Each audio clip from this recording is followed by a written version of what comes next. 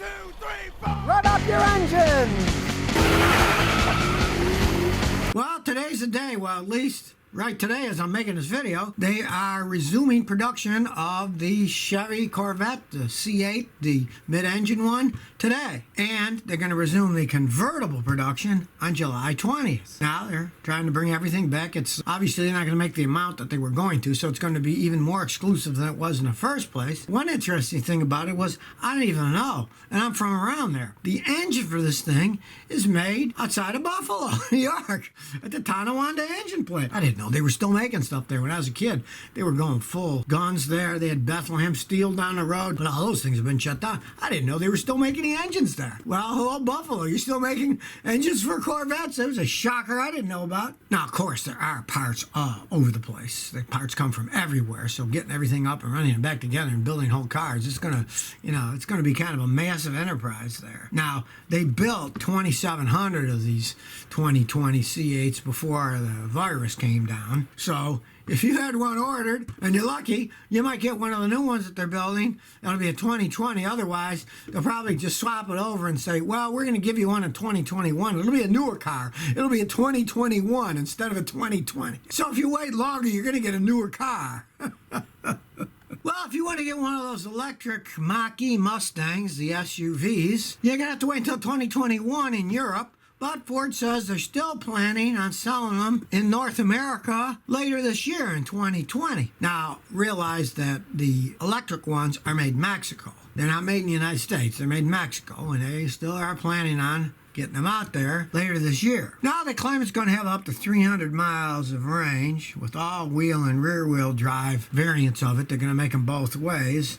And they're saying that it starts at under $45,000. And of course, they're making them fast, so it's a direct competitor to Tesla. Later in 2020, they said, but not Europe for a year later. Obviously, they know where their market is. They want to try selling in the United States first, even though they're made in Mexico. Kind of question that myself. I'm not a big fan of Mexican-made vehicles. Just truthfully, I'm a mechanic. I work on cars. I look at the history of cars sold in the United States that were made in Mexico, and almost to a T, every single one of them had more problems than ones that were made in the United States or made in Canada or made in Japan or made just about anywhere, to tell you the truth. Well, only time will tell on that one. Mitsubishi One says, my dad has an 04 Yukon XL with, I believe, 220,000 miles. What should be done and how long do you think it'll last? I'm surprised it lasted this long. Well, back in 2004, GM actually was making better vehicles, especially the bigger trucks. Not today, but that was 16 years ago. It's running. Keep changing it out, take care of it. Who knows? Free money anyways. Now, what will first happen, because I know those things, is you got 220,000 miles. The transmission is going to go out in a certain period of time. That's the weak link.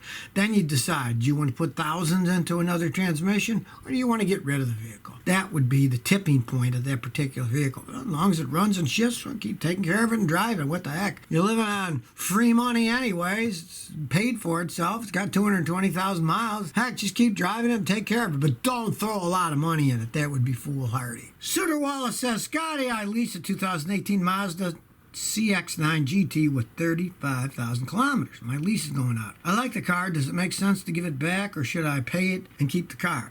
All right. Well, in that case, if you really like the car, Mazda quality is going up. That's only a 2-year-old Mazda.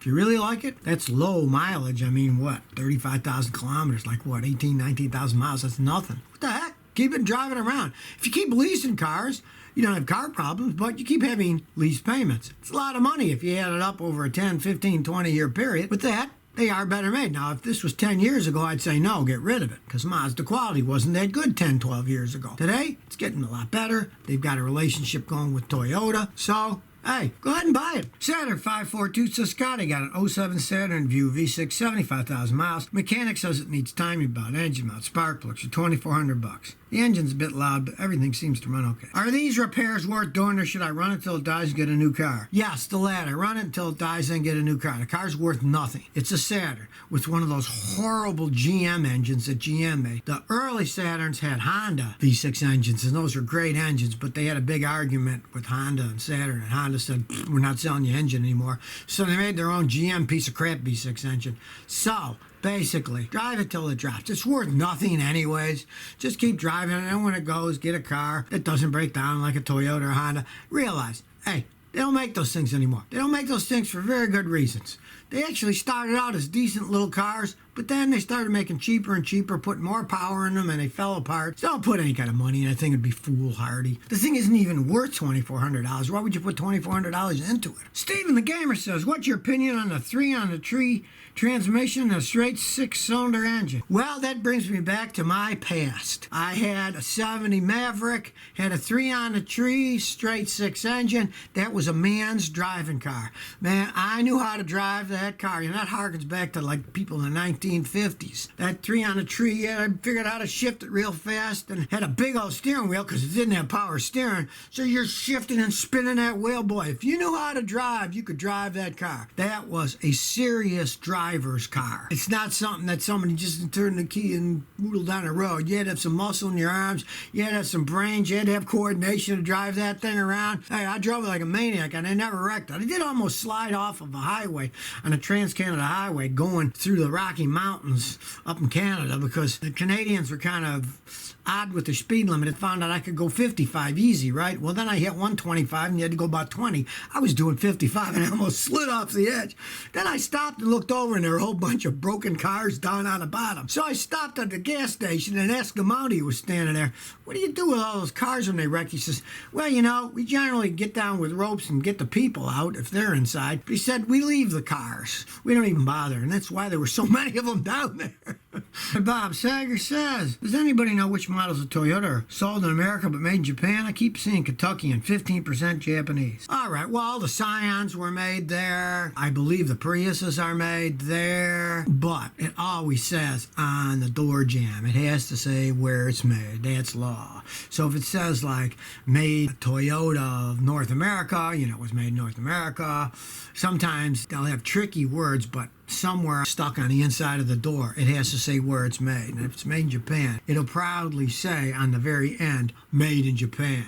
And you'll know. There's so many different places that things are made nowadays. You really got to look at the door. You're buying a used car, you look at the door. You're buying a new one, do the same thing. Look at the door. By law, they got to tell you where the thing is made. That's law in the United States. So you can find out by looking at the door. Just open it up and read it and see where it was made. You know, it could be made in Kentucky. Could be made in Canada, could be made in Mexico, could be made all kinds of places, but by law here in the United States at least, it has to tell you where it's made. Hanson70 says, helping a friend get an old, cool Subaru Outback back on the road. At idle solo at stalls or up to 3,000 idle. Okay, first you want to check for vacuum leaks. I have a real cool video, how to find car vacuum leaks with a cigar. You have the vehicle turned off, take off the brake booster line, put smoke in, see where the smoke comes out. Odds are it's got a massive vacuum leak somewhere. If it doesn't, then odds are that the idle air control valve system is broken down and you might have to replace the whole throttle assembly on that old thing. It's so old. But, I mean, try cleaning the throttle. If you don't find any vacuum leaks, try cleaning the throttle with spray throttle cleaner. They carbon up, they get gunk in them, they can stick, and they can do things like that too. Try the simple things first. But first look for vacuum leaks. That thing's so old. All that rubber's probably going to be rotten. It's probably sucking air somewhere. Billy's just kidding says, I got an 09 Dodge Avenger. It won't start. And it has code P0642. I can just tell what's going on. I see it all the time in those. The crankshaft sensors go bad all the time. If you want to test it, you can go to the wiring coming off a throttle body. It's supposed to have 5-volt reference. A lot of times you check it, it'll be 3 volts or hardly any volts. That's because the crank sensor shorted out and it makes the voltage drop. You can test it if you want, but the crank sensor doesn't cost that much if you go to a place like AutoZone. Replace the crank sensor. 99% of those Avengers that do that don't start and have that code. It's just the crank sensor. They're cheaply made. You know, it's just, again, I see Toyotas with 500,000 miles in the original crank sensor on it. Not the Dodges. They're made cheaper. Even the stupid sensors break down. And they're just magnetic reluctor sensors, too. You think they could make a magnetic sensor that lasted forever? Look, it has no moving parts. It just sits there. But they make it so cheap that they're not sealed right, and then oil gets inside and shorts them out. You don't see that on the Toyotas and Hondas, but you see it on the Dodges all the time. So if you never want to miss another one of my new car repair videos, remember to ring that bell.